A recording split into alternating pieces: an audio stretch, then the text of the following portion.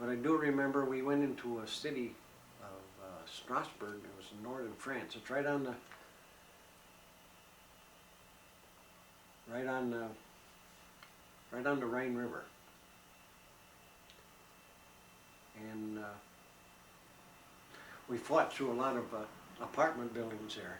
They called it we called it the railroad tracks, but there was quite a lot. It's like being in the around the railroad tracks would be like the city of Buffalo. You know, the tracks, and there's apartments and business buildings and whatever. And we had to take them. I do remember part of that, going in and going from apartment to apartment. You'd kick a door open and toss maybe in a couple of hand grenades and wait till they went off, and then you go into it. You know, search and destroy. One of those deals. And we cleared those out, and then we went back up into Strausbourg again for a while, in the city itself, and we rode patrol there for maybe several days. They assigned me and Greg to Jeep. Was mounted with a 50 caliber, and I had, of course, the sergeants on as a driver. We had orders for nobody on the streets after 6 o'clock at night, and nobody on the street before 6 in the morning.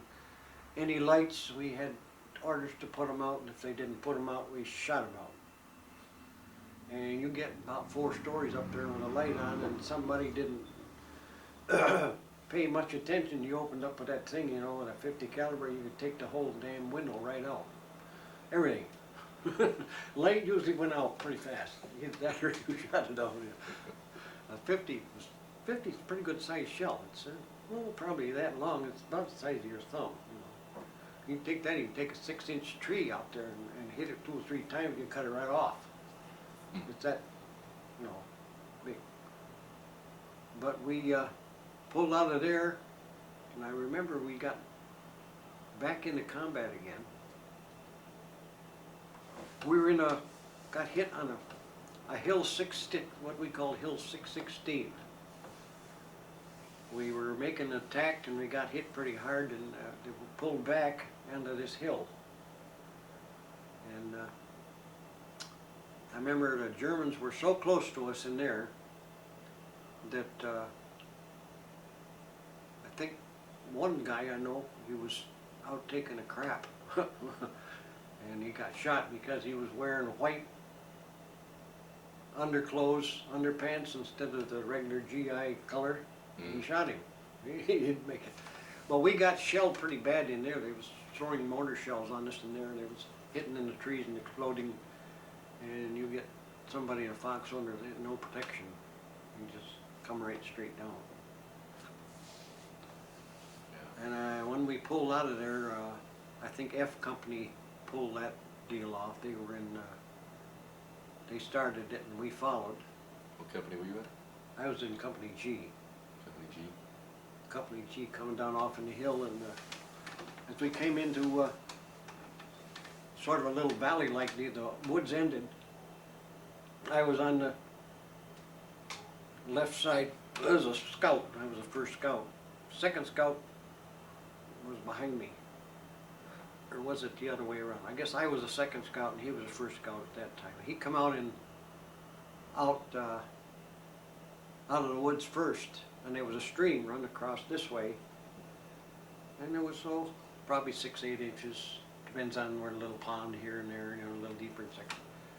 They nailed him, and when I was fortunate. When I come out down through there, I come out behind a tree, and there was somebody firing over there with a machine gun at us. And of course I opened up on the machine gun, and I don't know whether I'd hit him or what, but the machine gun stopped anyway.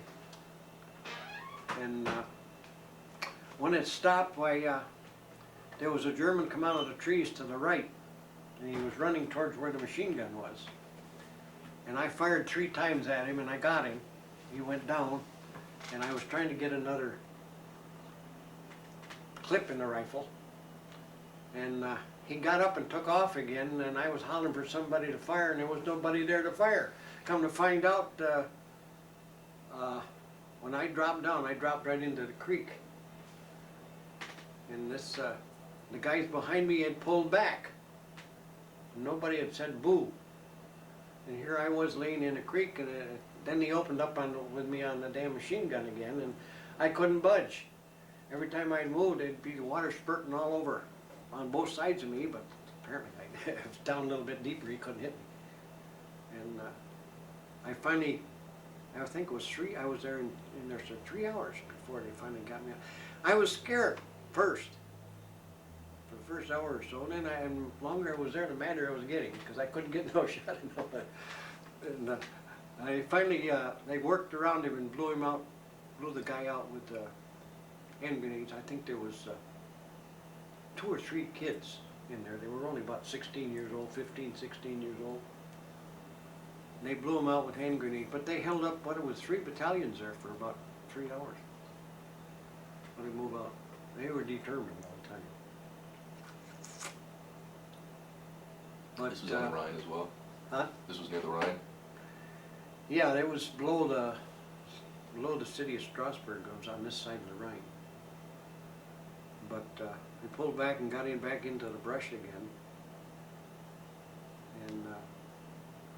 And we was there, I think, in that hill for,